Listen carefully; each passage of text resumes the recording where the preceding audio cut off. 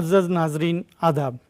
मौलाना आज़ाद national Urdu university के इस तालीमी प्रोग्राम में आपका इस्तकबाल है। मैं मोहम्मद मुजाहिद अली आपके सामने एक ऐसी शख्सियत से आपकी मुलाकात कराने जा रहा हूँ जिन्होंने सिविल सर्विसेज में 162वां रैंक हासिल किया है। मेरी मुराद डॉक्टर सैयद मुस्तफ़ा हाशमी से है। डॉक्टर सैयद मुस्तफ़ा हाशमी ने हिफ्ज़ किया, MBBS किया, MS करने के बाद अभी वो सिविल सर्विसेज में रैंक हासिल किए हैं। मुस्तफ़ा हाशमी साहब, हमारे स्टूडियो में आपका इस्तकबाल है।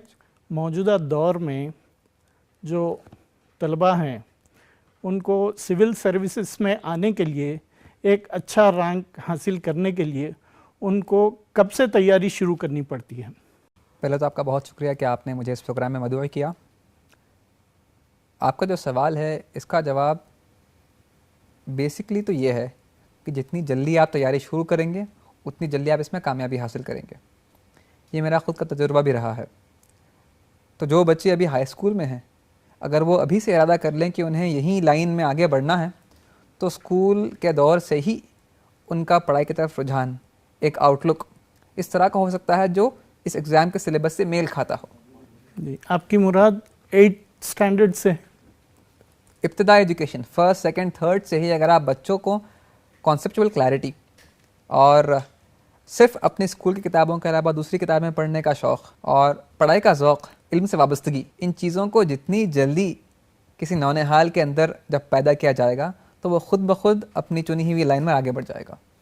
और ये बात UPSC एग्ज़ाम की तैयारी को भी उसी तरह लागू होती है।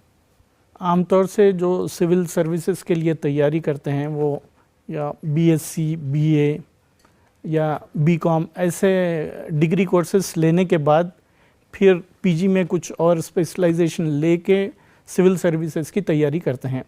आप MBBS पास करने के बाद आपने ये सिविल सर्विसेज की तरफ आने का आपका रुझान कैसे बना? आप जो बात बता रहे हैं, जो ट्रेंड है कि आमतौर पर कोई बैचलर्स डिग्री या पोस्ट ग्रेजुएट डिग्री करने के बाद लोग इस तरफ अपने आप को रुख करते हैं, ये बात उतनी अभी नहीं रही। Because you have many doctors who clear this exam every year, the number is increasing every year. उसी तरह I know even some PhD holders who appeared for the examination. तो जो डाइवर्सिटी है कैंडिडेट्स की जो एग्ज़ाम लिखते हैं, it is very vast. You have people who are 21 years old writing the exam. You have people who are 35 years old. 35 साल लोग इस एग्ज़ाम में डबल डिजिट रैंक कर IAS हासिल कर रहे हैं। तो डाइवर्सिटी जिस तरह हमारे मुल्क की खूबसूरती है, उसी तरह मेरी राय है कि इस एग्ज़ाम की खूबसूरती भी इसकी डाइवर्सिटी है। तो जहाँ तक मेरी बात है, खिदमत खल्क़ का जज्बा वालिदैन ने बचपन से अंदर पैदा करने की बेहद कोशिशें की हैं और उसी जज्बे के तहत मैं शोबे सेहत को अपनाया हूँ और मेडिकल लाइन में आया हूँ। और मेरा ये मानना है कि उसी जज्बे को एक कदम आगे लेकर जाने के लिए मैंने अपने आप को इस तरफ रुख किया है सिविल सर्विसेज के लिए। वो इस तरह कि मैं जब हमारे सरकारी दवाखाने में अपने खिदमत अंजाम दे रहा था बतौर जूनियर डॉक्टर और बतौर सर्जिकल रेसिडेंट, ये 3-4 साल में जो माशरे की हालत मेरे आँखों के सामने आई हैं, जो गरीबों की, मजबूरों की, लाचारों की, बेबसों की तकालीफ़ से मैं रूबरू हुआ हूँ, उससे मुझे ये अंदाज़ा हुआ कि मैं जितना भी काबिल डॉक्टर क्यों ना बनूँ, आखिरकार मेरी खिदमत महदूद रहेगी शोबे सेहत तक। उन्हें मैं सेहतमंद करके हॉस्पिटल के बाहर तक पहुँचाऊँगा, लेकिन जैसे ही वो एक कदम बाहर लेंगे उनके 100 अलग मसाइल, मजबूरियाँ, तकालीफ़ उन्हें दो चार करते रहेंगी और मैं उसके लिए चाहते हुए भी कुछ नहीं कर पाऊँगा। तो अंदाज़ा ये हुआ कि खिदमत का सबसे वसी मैदान क्या है। तो दादा जान के बचपन की बात याद आई। वो ख़ुद सरकारी मुलाजिम थे कि एक IAS बहुत कुछ कर सकता है। तो मैं इस एग्ज़ाम के बारे में ज़्यादा जानकारी हासिल किया, UPSC सिविल सर्विसेज एग्ज़ामिनेशन की जो भी डिटेल्स हैं, सिलेबस हैं, और क्योंकि पढ़ाई का शौक़ पहले से था और काफ़ी सिलेबस से हटकर किताबों का मुताला करने का शौक़ था, तो ये अंदाज़ा हुआ कि शायद मेरे लिए उतना मुश्किल ना हो, क्योंकि बचपन से एक तैयारी और एक इल्म से वाबस्तगी रही है। तो उसी के साथ मैंने इस एग्ज़ाम की तैयारी शुरू की थी और मेरी नज़र में मैं अभी भी उसी मकसद की तरफ अपनी राह को ले रहा हूँ जिस मकसद के तहत मैंने मेडिसिन की थी। जी, हमारी नेक तमन्नाएं आपके साथ हैं। अल्लाह करे कि आप जो है मुल्क और कौम की खिदमत करें और आगे बढ़ें। जो हमारे पिछड़े तबक़ात के लोग हैं और अक़लियती जो स्टूडेंट्स हैं, उनको मिडिल स्कूल से हाई स्कूल से जो तैयारी करनी पड़ती है प्रीलिम्स के लिए, कितना टाइम इनको डेली देना पड़ेगा पढ़ने के लिए, नॉलेज के लिए, और क्या ये ज़रूरी है कि कोई इंस्टीट्यूट ज्वाइन किया जाए इसके लिए? मिडिल स्कूल और हाई स्कूल की उम्र में यूपीएससी तो आपका शायद एक आगे का गोल होता होगा, लेकिन उस उम्र में तरजीह देनी चाहिए ख़ुद के सिलेबस को, पढ़ाई को, कि उसे मैं समझ कर पढ़ूँ, या अगर वालिदैन सुन रहे हैं तो उसे मैं समझाऊँ अपने बच्चों को। अक्सर होता यह है कि जब माँ अपने बच्चे को लेकर बैठती है कि बेटा ये 4 आंसर मुझे याद करके सुना दो, तो बच्चा रट लेता है, लेकिन उससे वो कॉन्सेप्ट उसके जहन में ज़रूरी नहीं है कि बैठता होगा। एंड बचपन से अगर मैं अपनी ख़ुद की मिसाल लूँ तो वालदा का ये मुतालबा रहता था कि बेटा ये लेसन पढ़कर मुझे समझाओ, तो नोटबुक तो मैं देखता ही नहीं था। तो उससे ये होगा कि बच्चों में ख़ुद चीज़ों का मुताला करने का जज्बा पैदा होगा, वो सलाहियत पैदा होगी कि वो लिखी गई बातों को अपने तौर पर समझें और अपने अंदाज में बयान करें। और ये सलाहियत जब उनके अंदर मिडिल स्कूल और हाई स्कूल से ही उसकी तैयारी होगी, तो ये सलाहियत ही उन्हें इस एग्ज़ाम में भी कामयाबी का उनके लिए बायस बनेगी। इस एग्ज़ाम के लिए क्योंकि हर किसी की अपनी स्टार्टिंग पॉइंट होती है, उस इब्तिदा को नज़र में रखते हुए उनको वक्त लगेगा। जैसे अगर मैं अपनी बात बताऊं, क्योंकि बचपन से एक तरह की जहन साजी और इल्मी तैयारी थी, तो मेरे लिए उतना मुश्किल नहीं था इस एग्ज़ाम को क्लियर करना। हाँ, 1.5 साल मेरे लिए भी मेहनत लगी, मल्टीपल अटैम्प्ट्स लगे, लेकिन मुझे जॉब करते हुए भी इस एग्ज़ाम की तैयारी में दुश्वारी नहीं हुई। लेकिन हर किसी के साथ ऐसा होना ज़रूरी नहीं है। तो अगर बच्चा होनहार है और उसकी इब्तदाई तालीम मजबूत रही है, तो ऐसे भी मिसालें हैं कि लोग 6 से 8 महीनों में ही, चाहे वो किसी तबके से आते हों, 6 से 8 महीनों में भी लोगों ने इस एग्ज़ाम को क्रैक किया है। अगर औसत देखी जाए तो 1.5-2 साल का वक्त खुसूसी इसके लिए निकाला जाए तो मेरी राय में ये काफ़ी होना चाहिए अक्सरियत के लिए। माँ की गोद उसका पहला स्कूल होता है बच्चे का, तो अपनी मादरी ज़बान में जो इल्म हासिल करता बच्चा, वो बहुत पुख्ता होता है। मौलाना आज़ाद यूनिवर्सिटी उर्दू लैंग्वेज की यूनिवर्सिटी है। यहाँ के जो बच्चे हैं, मैंने देखा है कि इनमें बहुत टैलेंट है। ऐसे बच्चों के लिए जो उर्दू मीडियम से पढ़ रहे हैं और आगे सिविल सर्विसेज में आना चाहते हैं, तो ऐसे बच्चों के लिए आप क्या कहना चाहेंगे, क्या मशवरा देंगे? आपके अंदर किसी भी किस्म का इन्फीरियरिटी कॉम्प्लेक्स है कि नहीं मेरे लिए तो ये ज़्यादा मुश्किल है, इसको फ़ौरी निकाल दीजिए, क्योंकि ये हकीकत नहीं है। इनफैक्ट अगर आप देखेंगे, जो तलबा इस एग्ज़ाम में उर्दू लिटरेचर लेते हैं उनका स्कोर और भी अच्छा होता है। अच्छा।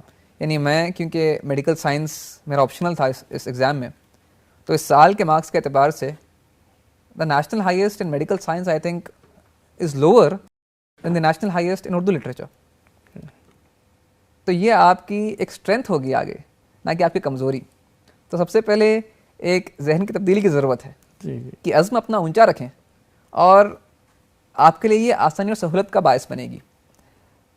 लेकिन साथ में ये भी बात ज़रूरी है क्योंकि जिनके मादरी ज़बान उर्दू है, जितनी मेहनत उन्होंने उर्दू पे की है 10-15 साल ज़िंदगी की, उर्दू मीडियम में स्कूल की तालीम, इंटरमीडिएट, कॉलेज की तालीम, उसी तरह की मेहनत उनको इंग्लिश पे भी करनी होगी, क्योंकि ये वक्त की ज़बान है। इस ज़बान पर आप अबूर हासिल करेंगे तो आपके अफ़कार को आप सही अंदाज से बयान कर पाएंगे, जिस अंदाज से सामने वाला आपकी बात को समझे और उसकी कदर करे।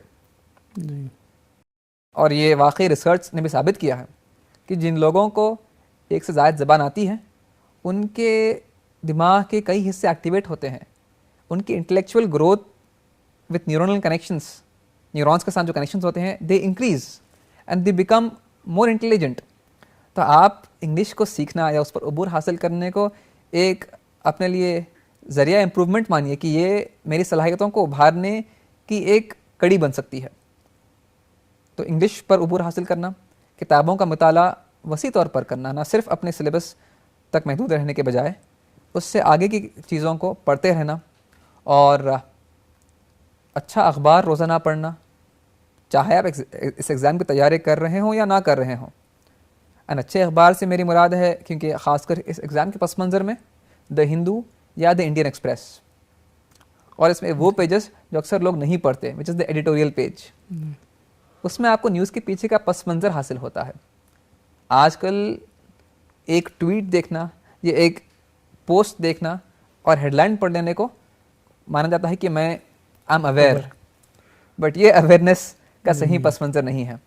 तो when you read editorials, that is when you go into the depths of news. And when you have a habit, जब आपको ये आदत होती है कि आप न्यूज़ की गहराई तक पहुँचें, तो आप कई चीज़ें सीखते हैं, ना सिर्फ बज़ाहिर न्यूज़, बल्कि न्यूज़ से जुड़ा हुआ तारीख़ी पस मंज़र, एडमिनिस्ट्रेटिव पस मंज़र, इकोनॉमिक पस मंज़र, पॉलिसी, फॉरेन पॉलिसी के पस मंज़र। कई चीज़ें आप पढ़ते पढ़ते सीख जाते हैं अनजाने में ही। तो आदत डाली जाए बचपने से ही कि अखबार को इस अंदाज से पढ़ा जाए, सप्लीमेंट्स को नहीं, स्पोर्ट्स एंटरटेनमेंट को नहीं, बल्कि एडिटोरियल्स पे अगर फोकस करेंगे तो ख़ुद की सलाहियत समझने की भी और समझाने की भी इम्प्रूव होगी, जो आपको एग्ज़ाम में काफ़ी काम आएगी। जी, इंग्लिश और दूसरे लैंग्वेजेस भी सीखने से अपनी जो है जहनी सलाहियत बढ़ती हैं। एक स्टूडेंट प्रीलिम्स क्वालिफाई कर लेता है, तो वो स्टूडेंट को क्या टारगेट रखना चाहिए कि उसका रैंक कहाँ आए? और जैसे आईएफएस है, आईपीएस है और आईएएस है, तो ये तीनों जो कैटेगरीज है, इसमें अगर कोई लड़का टारगेट करना चाह रहा है कि मैं आईएफएस में जाना चाह रहा हूँ, तो उसको कहाँ तक रैंक लाना चाहिए? आईएएस के लिए भी, उसी तरह आईपीएस के लिए भी। जी, आपके सवाल का जवाब हर साल बदलता है।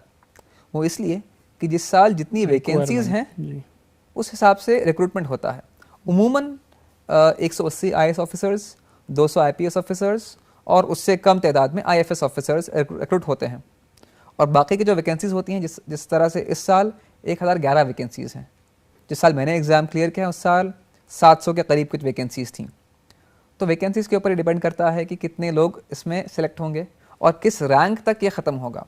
तो जो भी इस एग्ज़ाम में इंटरेस्टेड है और शौक़ रखता है और अगर प्रीलिम्स क्लियर कर चुका है, तो बड़ी आसानी से इस डेटा को देख सकता है कि पिछले साल किस रैंक तक सर्विस ख़त्म हुई है।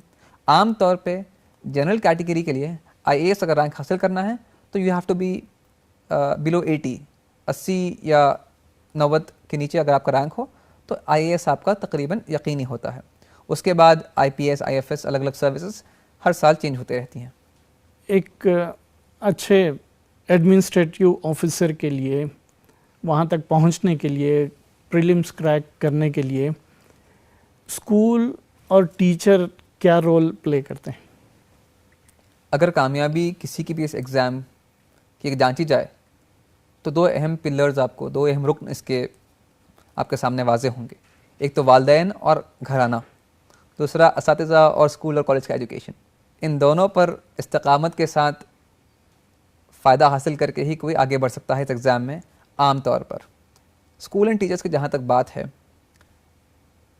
बहुत कुछ एक स्टूडेंट अपने टीचर को देख के सोचता है।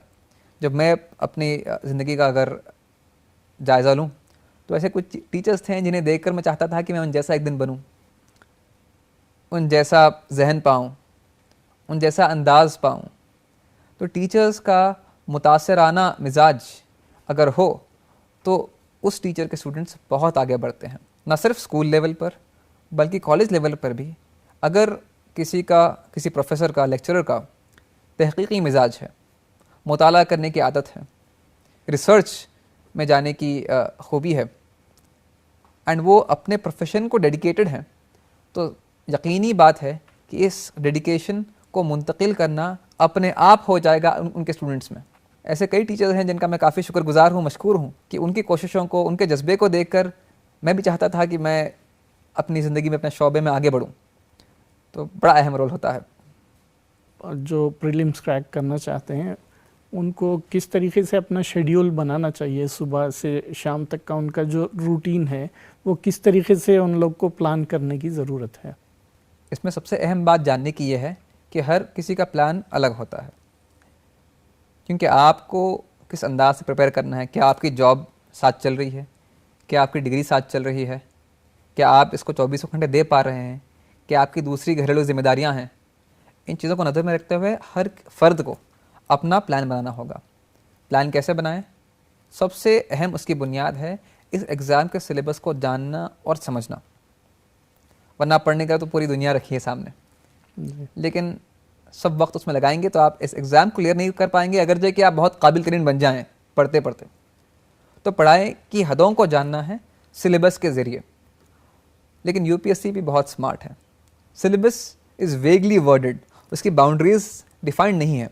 तो उसको समझने के लिए प्रीवियस ईयर क्वेश्चंस को जांचना होता है। तो हर वो स्टूडेंट कैंडिडेट जो इस एग्ज़ाम की तैयारी कर रहा है, उसके सामने उसका लेंस तैयारी करने का होना चाहिए प्रीवियस ईयर क्वेश्चंस। उसके ज़रिए आप हर सब्जेक्ट को जांचें और अपनी पढ़ाई को उस एतबार से महदूद रखें। कम वक्त में ज़्यादा हासिल करना ये हर किसी की कोशिश होती है, और इस एग्ज़ाम में ये करने का तरीक़ा है कि आप प्रीवियस ईयर क्वेश्चंस और सिलेबस के ज़रिए अपने वक्त को बेहतर से बेहतर अंदाज में इस्तेमाल करें और सारे सब्जेक्ट्स को तरजीह दें। आम तौर पे दूसरे एग्ज़ामों में या आपके कॉलेज के स्कूल के एग्ज़ाम्स में, हाँ ये मेरा सब्जेक्ट थोड़ा सा वीक है, आप उस पर उतनी तवज्जो नहीं देते। लेकिन इस एग्ज़ाम का स्ट्रक्चर ऐसा है कि ऐसा करने वालों को इस एग्ज़ाम में बड़ी दुश्वारी होती है। तो हर सब्जेक्ट को फोकस करें, हर सब्जेक्ट में अपना टाइम डिवाइड करें उस अंदाज से कि जिस अंदाज से आप उसको पढ़ सकें। तो शेड्यूल हर किसी का अपना अपना होता है, बशर्ते यही बात कि आप हर लम्हे को अच्छी तरह इस्तेमाल करें, डिस्ट्रैक्शंस को मिनिमाइज़ करें। स्मार्टफोन हो, दोस्त अहबाब हो, कुछ भी हो, आप अपने हर लम्हे को एक ज़ख़ीरा माने, उसकी कीमत को जानें और उसका इस्तेमाल करें। आपका शेड्यूल जो भी हो, अगर इन बातों को आप बुनियाद बनाकर चलेंगे तो कामयाबी आपके कदम चूमेगी। जी अच्छा मुस्तफ़ा, आप ये बताइए कि आपने जो मेडिकल प्रैक्टिशनर होते हुए आपने अपने टाइम को कैसे शेड्यूल किया, किस वक्त क्या पढ़ते थे, इसको किस तरीके से आप डिवाइड करते थे अपने टाइम को, ये इतना वक्त मैं ये पढ़ने के लिए दूंगा। अगर मैं एक बात कबूल करूं तो 10th क्लास के बाद हम सोशल स्टडीज़ नहीं पढ़ते, इकोनॉमी नहीं पढ़ते, मैथ्स नहीं पढ़ते, क्योंकि मैं बायोलॉजी बैकग्राउंड से हूं तो मैंने बायोलॉजी, फिज़िक्स, केमिस्ट्री पढ़ी है, तो दूसरे सब्जेक्ट्स से टच छूट जाता है। तो मुझे मुश्किल इकोनॉमी में काफ़ी पेश आई। जहाँ तक वक्त की बात है, क्योंकि 2020 में जैसे ही मैंने अपना एमएस कंप्लीट किया, मैंने सोचा कि मैं पूरी तवज्जो के साथ इसकी तैयारी करूं। लेकिन इत्तेफाक ये था कि इस आलम में कोविड की मारामारी आ गई, और क्योंकि कंपल्सरी रिक्रूटमेंट था और मैं ख़ुद भी अपने खिदमत को अंजाम देना चाह रहा था, तो हॉस्पिटल में ड्यूटीज़ करने के साथ साथ जो वक्त दिन का बचा हुआ था, उसमें जितना मुझसे हो सकता था, कभी होता था कभी नहीं होता था, वक्त दिया करता था। लेकिन उसमें एडवांटेज एक ये था कि कोविड में क्योंकि एक्सपोजर को लिमिट करना होता है, डॉक्टर्स को एक हफ़्ता काम करने के बाद मेरे हॉस्पिटल में एक हफ़्ता क्वारंटाइन की लीव हुआ करती थी, क्योंकि हम सुबह शाम पेशेंट्स के साथ मिलना जुलना होता था, ट्रीटमेंट देना होता था, तो उसको लिमिट करने के लिए तो वो क्वारंटाइन का एक हफ़्ता मेरे लिए बहुत ज़रूरी था कि मैं उसे सही इस्तेमाल करूँ। तो वो मेरी प्रिपरेशन का एक बैकबोन रहा है। इसको इत्तेफाक कहूँ या मेरी खुशकिस्मती, लेकिन कोविड की वजह से इस तरह के अपॉर्चुनिटीज़ आए कि मैं अपनी तैयारी को अच्छी तरह कर पाया। मदरसे का स्टूडेंट है, हाफिज़ है, और वो जो है सिविल सर्विसेज में आना चाहता है, तो उसके लिए किस तरीके का, आम तौर से ये है कि मदरसा है तो बस वो अपने मौज़न या इमाम तक महदूद रह जाता है।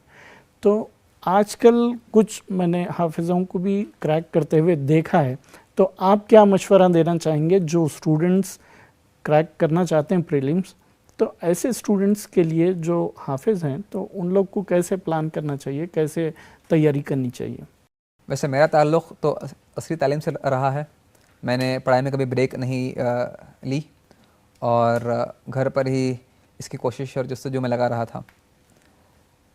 दूसरों के लिए जो इस पस मंज़र से आगे हैं और आते हैं और आगे बढ़ना चाहते हैं, यकीनन मेहनत बहुत करनी होती है, लेकिन जो तलबा अपने सीने में इसको महफूज रख सकते हैं, उनके लिए मेरा खुद का तजुर्बा है कि ये काम आसान हो जाता है दूसरों के बनस्बत जी।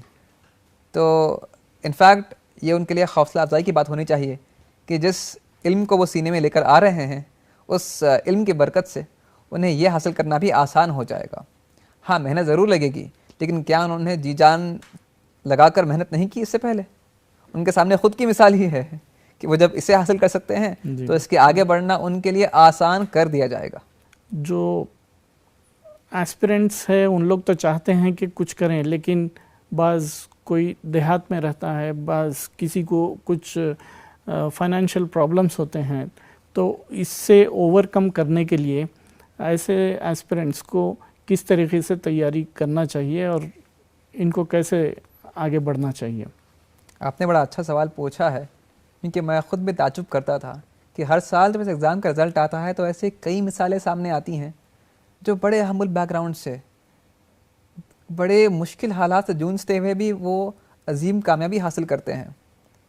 और जब मैंने ख़ुद इस एग्ज़ाम की तैयारी की राह पर कुछ हद तक कामयाबी हासिल की है तो इस बात का अंदाज़ा हुआ कि ये एग्ज़ाम का स्ट्रक्चर ही उस तरह है कि वो मेहनत करने वालों को रिवॉर्ड करता है, और जो हालात से जूझते हुए आगे बढ़ता है उसमें वो अज़्म, वो जज्बा, वो डिसिप्लिन, वो डेडिकेशन होता है जो ये एग्ज़ाम चाहता है उनसे। हर साल इतने हैरत अंगेज़ और मुतासराना वाक़यात इस साल भी आए हैं कई रैंकर्स के, जो बज़ाहिर मुश्किलों का सामना करते हुए आगे बढ़ रहे थे, लेकिन वो मुश्किलों का सामना करना ही उनकी तैयारी थी इस एग्ज़ाम की। तो मैं समझता हूँ कि जो इस तरह के बैकग्राउंड से आते हैं वो नाउम्मीद ना हो, बल्कि उनकी आंखों में उम्मीद की किरणें जागी रहें। इस तरह की मिसालें हर साल आप देखिए, सुनिए उनकी बातों को, और मैं ख़ुद ताजुब करता हूँ और सभी को सलाम करता हूँ जो इस तरह की कामयाबी हासिल करते हैं। जी, आपने कहा कि ख़वी इरादा अज़्म मुसम्मम जो है राहें आसान बना देता है, बेशक, बशर्त ये कि इरादा मजबूत हो। एक तरीक़े का स्टूडेंट स्ट्रेस फील करता है जबकि मेरे को प्रीलिम्स की तैयारी करना है, तो ये बताइए कि क्या दूसरे जो उसके एक्स्ट्रा करिकुलर एक्टिविटीज़ हैं, जैसे म्यूज़िक प्ले करना या स्पोर्ट्स है, या अपने जहन को थोड़ा सा हल्का करने के लिए किस तरीके से इसको मैनेज करना चाहिए स्ट्रेस को? दो बातें हैं। एक, क्योंकि आपने एक्स्ट्रा करिकुलर एक्टिविटीज़ का जिक्र किया है, ये मेरी तैयारी का अहम हिस्सा रहे हैं। हालांकि यूपीएससी करने का ठोस इरादा तो मैंने काफ़ी देर से किया था, एमबीबीएस और एमएस में, लेकिन क्योंकि बचपन से मैं हर एक्स्ट्रा करिकुलर एक्टिविटी में, ख़ास तौर पर लिटरेरी एक्टिविटीज़ में हिस्सा लिया करता था, मेरी वो कोशिशों की वजह से मेरे लिए काफ़ी आसानी हुई इस एग्ज़ाम में। ऐसे राइटिंग्स हो, क्विज़ कॉम्पिटिशन्स हो, डिबेट्स हो, एलोक्यूशंस हो, हर किस्म की तकरीर या तहरीर में मैं हिस्सा लिया करता था और कुछ जीता भी हूँ। लेकिन जो तैयारी मेरी उसकी वजह से किताबों से हटकर हुई है, वह बहुत अहम रोल अदा किया है उस तैयारी ने मेरे इस एग्ज़ाम की तैयारी में। इसी की वजह से मैं जॉब के साथ साथ इसकी तैयारी आसानी से कर पाया। और बात रही है दूसरी एक्टिविटीज़ की या स्ट्रेस बस्टिंग की, स्ट्रेस बस्टर तो मेरे लिए मेरे वालिदैन, घर के अहबाब थे, और क्योंकि मैंने तैयारी दिल्ली में जाकर नहीं बल्कि घर से ही की थी, तो उसकी एक अहम वजह यह थी कि उनका साथ, उनका सपोर्ट मेरे लिए बहुत मायने रखता है। और इस एग्ज़ाम की कामयाबी तो शायद मेरे नाम होगी, लेकिन मेहनत उन्हीं की थी सालों की। तो स्ट्रेस बस्टर हर किसी का अपना अपना अलग हो सकता है। Sports is fantastic. I think health पर काफ़ी एस्पिरेंट्स तवज्जो नहीं देते क्योंकि पढ़ाई का जुनून चढ़ा होता है, लेकिन हेल्थ पर बतौर डॉक्टर भी कह सकता हूँ मैं कि that can be a great stress buster, physical activity, sports. Likewise आपने जो दूसरी चीज़ें बताई हैं, all those extra curricular activities न सिर्फ आपकी पर्सनालिटी को ओवरऑल डेवलपमेंट देते हैं, बल्कि आपके एग्ज़ाम में आपके आखिरी कड़ी जो कि एक पर्सनालिटी टेस्ट है, उसमें भी बहुत अहम रोल अदा करते हैं। अब जो नए एस्पिरेंट्स है तो उन लोगों के लिए आप क्या मैसेज देना चाहेंगे? आई थिंक एक इम्पॉर्टेंट मैसेज मेरा ये रहेगा, जो मैंने ख़ुद इस एग्ज़ाम की तैयारी में एक सीखा है, वो ये है कि इस एग्ज़ाम में कोई फ़ेल नहीं होता। जो भी इस एग्ज़ाम की तैयारी करता है वो या तो इस एग्ज़ाम में कामयाब होता है या तो वो ज़िंदगी में अपने शोबे में कामयाब होता है। मैंने अपने वालिद से ख़ुद कहा था रिज़ल्ट से कुछ दिन पहले कि ये मुमकिन है कि शायद मेरी तकदीर में ये एग्ज़ाम ना हो, कामयाबी इसमें ना हो, लेकिन मुझे गम नहीं है कि मैंने इसकी तैयारी की है, कि मैंने अपनी ज़िंदगी का 1.5-2 साल इसमें लगाया है। वो इसलिए कि ये एग्ज़ाम डिज़ाइन इस तरह किया गया है कि जो भी इसकी तैयारी करता है, मुल्क की तारीख़, economy, society, geography, government schemes, policies, administrative structure से बखूबी वाकिफ़ होता है। और ये वाकिफ़ियत आपको हर जगह काम आएगी। अगर मैं इसमें कामयाब ना होता तो मैं एक बेहतर डॉक्टर बन पाता बिकॉज ऑफ दिस नॉलेज। तो मेरी हर नौजवान से, ख़ास तौर पर जो एस्पिरेंट्स हैं, उनसे ये एक मुतालबा है कि आप इसमें कामयाबी को अपना रैंक ज़रूर समझें, लेकिन उसके साथ साथ जो आप वक्त डाल रहे हैं इसमें, that is an investment whose reward you will reap life long. इस एग्ज़ाम की तैयारी से आप बेहतर डॉक्टर, बेहतर इंजीनियर, बेहतर teacher, better professional you will definitely become. So my message is work hard. In fact, अगर आपको इस पोस्ट में इंटरेस्ट ना हो, तब भी अगर आप नौजवान हैं, आपके हालात इजाज़त देते हों, तो 6 महीना 1 साल निकाल कर इस एग्ज़ाम की तैयारी ज़रूर कीजिएगा। आपके चुने हुए शोबे में आप ज़रूर आगे बढ़ेंगे। बेहद शुक्रिया, आपने काफ़ी मालूमाती बातें बताई जो प्रीलिम्स के जो क्रैक करने वाले जो स्टूडेंट्स हैं, जो एस्पिरेंट्स है, उनके लिए हमारी नेक तमन्नाएं आपके साथ हैं। नाजरीन, ये थे डॉक्टर सैयद मुस्तफ़ा हाशमी साहब। एक और शख्सियत के साथ आइंदा किसी प्रोग्राम में आपसे फिर मुलाकात होगी। तब तक के लिए दीजिए इजाज़त। आदाब।